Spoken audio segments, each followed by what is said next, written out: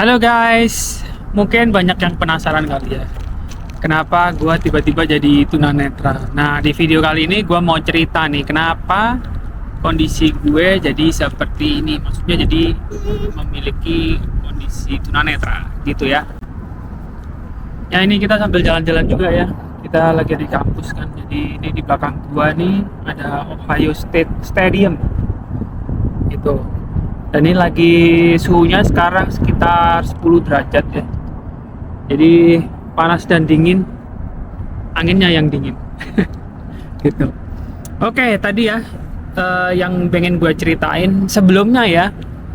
Gue pengen kasih tahu dulu tapi ya. Jadi penyebab seseorang menjadi tunanetra ya, atau mungkin istilah medisnya mengalami kebutaan gitu ya.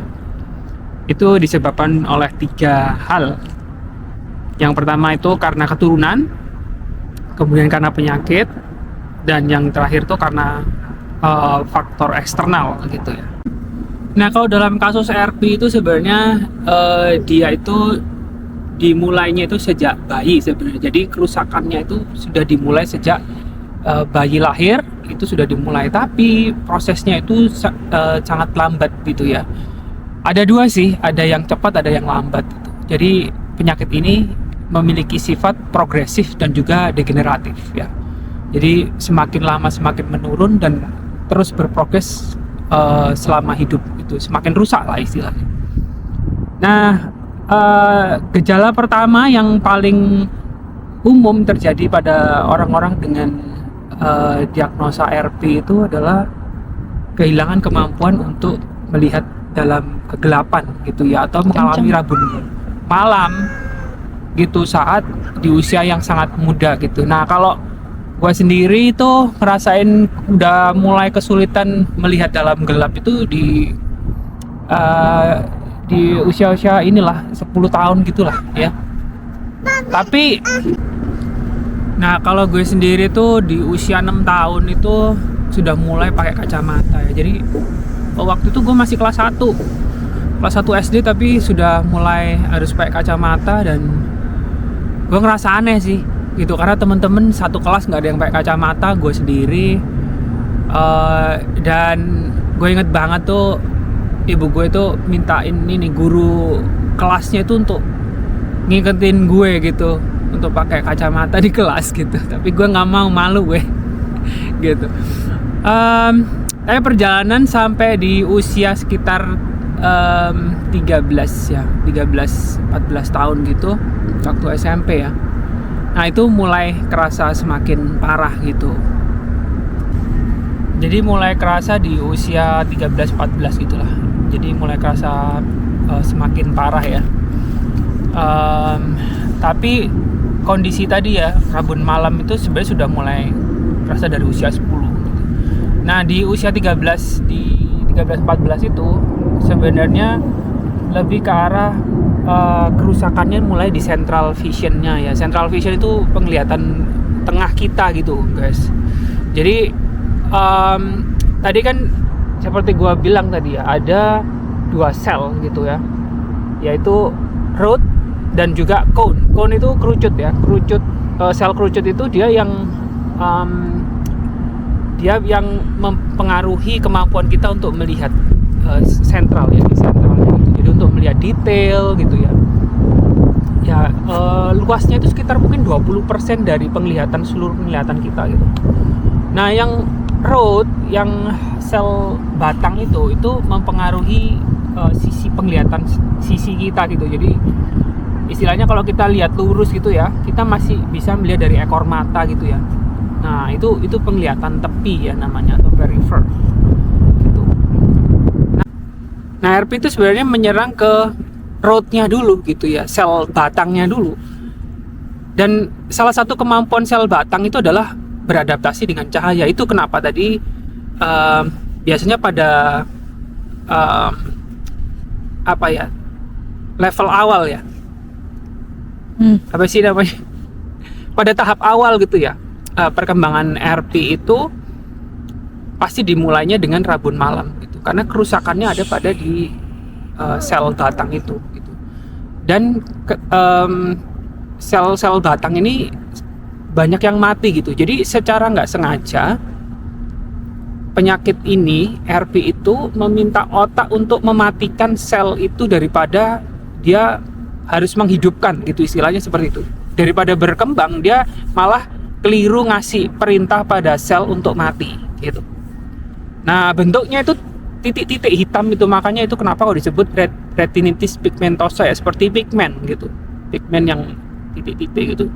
Dan semakin banyak gitu kan, jadi ada jutaan sel rod dan cone di dalam sel lapisan retina itu kan, yaitu mati satu persatu gitu, makanya butuh waktu yang lama.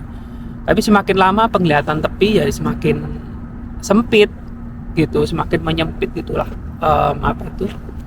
kondisinya. Dan kebetulan dalam kasus gue ini ya, di kondisi RP gue itu agak sedikit spesial gitu ya, bisa dibilang tuh lebih langka daripada RP-nya itu sendiri. Jadi ada kondisi namanya road cone dystrophy gitu kalau di sini disebut. Jadi kerusakannya pada umumnya orang-orang yang didiagnosa RP itu hanya mengalami kerusakan di bagian roadnya saja. Jadi mereka mengalami penyempitan penglihatan gitu. Jadi pada akhirnya itu seperti ngelihat dari melihat di lorong gitu. Makanya namanya tunnel vision itu kalau disebutnya di medis tuh, seperti melihat dalam lorong gitu. Jadi cuma kelihatan tengahnya doang kecil gitu kan.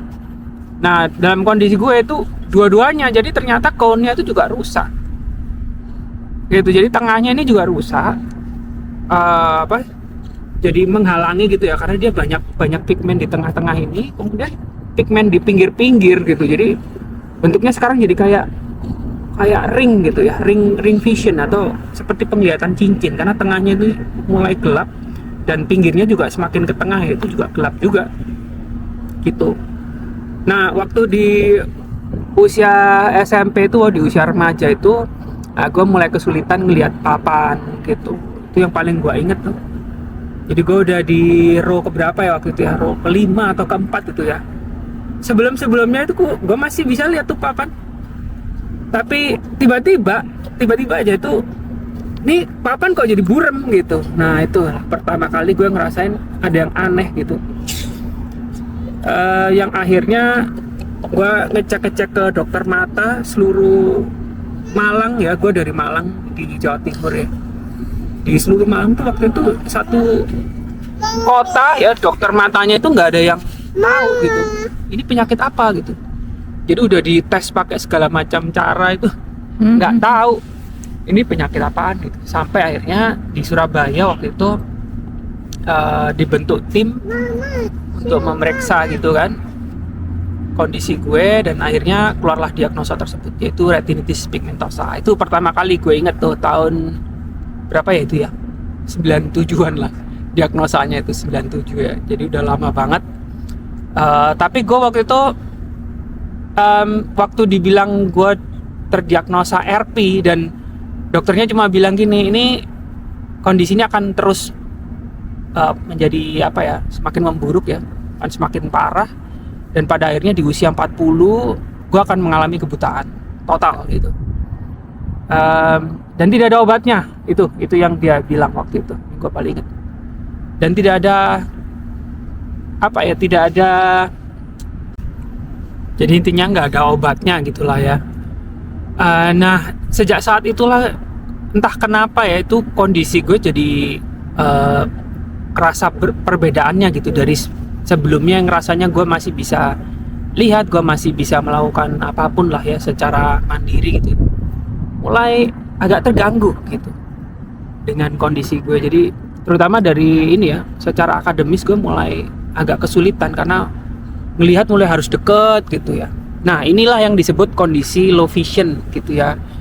Jadi kondisi tunanetra ini gue jelasin dulu guys ya.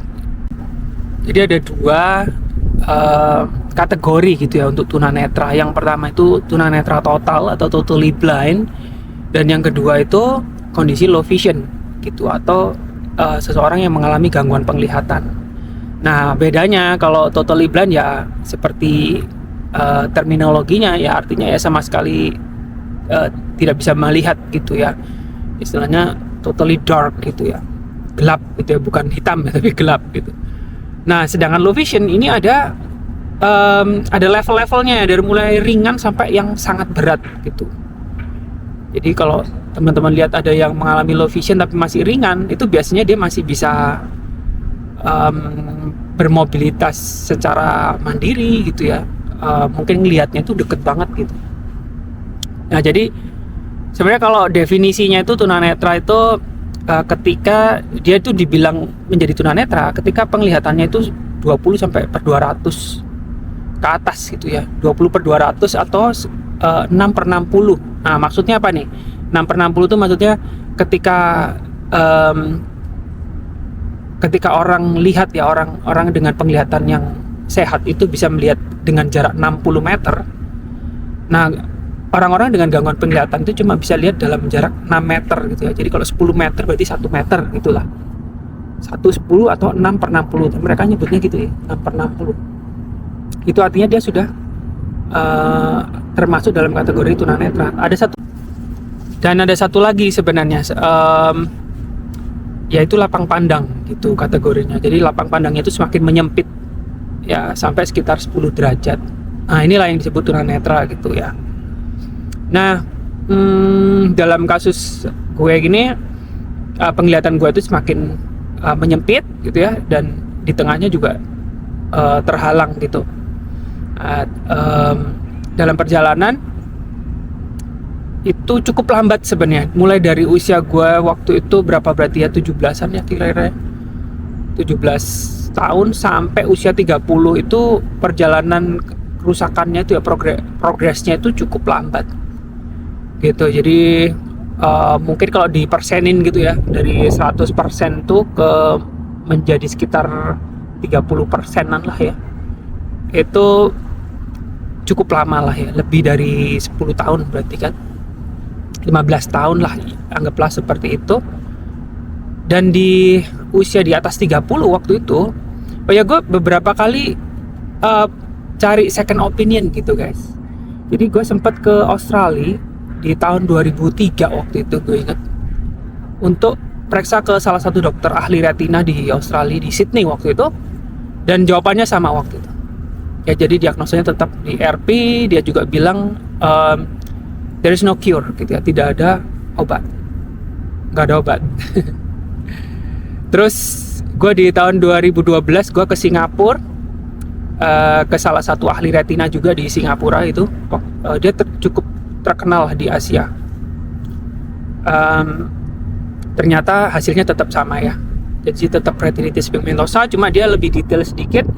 Dia kasih tambahan yaitu road cone, yaitu jadi diagnosanya jadi lebih detail ya setelah dari Singapura itu. Dan sejak itu gue udah nggak pernah cari lagi diagnosanya apa lagi gitu. Ya udahlah, gue percaya itu memang ternyata RP gitu. Dan gue mulai nerima kondisi gue di situ. Jadi ini gue ceritain lagi. Jadi ternyata sejak tahun 97 tuh sampai ke berarti berapa tuh, 2012 lah ya, itu perjalanan gue untuk menerima kondisi gue sebagai tunanetra itu cukup sulit gitulah. Sempat gue juga mengalami depresi, karena dalam pendidikan gue juga gue itu ini bakat gue itu digambar gitu guys. Jadi seni gue itu tinggi waktu di SMA, di tes tuh kemampuan seni gue itu tinggi banget, di antara lainnya gitulah ya. Dan gue sempat waktu pertama kali gue kuliah itu di desain, yaitu di ITS ya, di ITS Surabaya ya, Institut Teknologi 10 November itu, di jurusan desain produk industri. Nah, gue ambilnya yang architectural design, tapi harus berakhir tuh tahun 2000 gue pertama kali kuliah. Nah, gue harus gagal gara-gara ya itu, gue nggak bisa lihat detail sih, karena waktu itu dia mirip-mirip arsitek gitulah ya, interior tuh kan harus gambar-gambar pakai inilah yang di kertas kalkir itu guys. Kalau teman-teman yang di desain pasti ngerti lah itu ya, suruh gambar-gambar gitulah, denah itu waktu itu, denah rumah kayak gitu. Bahkan benda-benda gitu ya, misalnya setrika gitu kita pretelin gitu ya, terus kita gambar tuh secara detail gitu, sampai mur-murnya juga kita gambar tuh gitu kan. Nah terus kalau ada coretan dikit aja tuh ya, kecoret dikit gitu ya gambarnya tuh sama dosennya ntar dibunderin gede, terus ditulisin apa ini gitu, jadi sama dia orat-orat sama dia gitu. Itu yang bikin gue gagal bolak-balik, akhirnya gue terancam DO gitu. Tahun 2003 gue terancam DO. Ya udahlah, gue mengundurkan diri aja daripada gue punya track record jelek gitu ya di DO. Akhirnya ya udahlah, gue nyerah, gue mengundurkan diri, tapi gue coba lagi ke institusi lain gitu ya. Waktu itu tetap ambil multimedia tapi di Stikom Surabaya waktu itu, di ilmu komputer, program jurusannya itu di multimedia gitu. Tapi karena waktu itu teknologi belum canggih juga ya, tidak seperti sekarang ya, itu akhirnya gue gagal lagi. Sampai di tahun 2005 gue akhirnya masuk psikologi, dan itulah gue mulai belajar tentang penerimaan diri lebih jauh lah ya gitu. Sehingga di tahun 2012 gue sempat bergabung dengan banyak organisasi penyandang disabilitas, dan disitulah gue mulai menerima diri gue seorang tunanetra. Nah itulah dia guys. Dan akhirnya sampai sekarang ya, ini kondisinya semakin parah. Gue paling inget tuh di waktu gue di Australia, waktu gue ambil master tuh di Australia tuh, itu udah mulai kerasa banget tuh perbedaannya.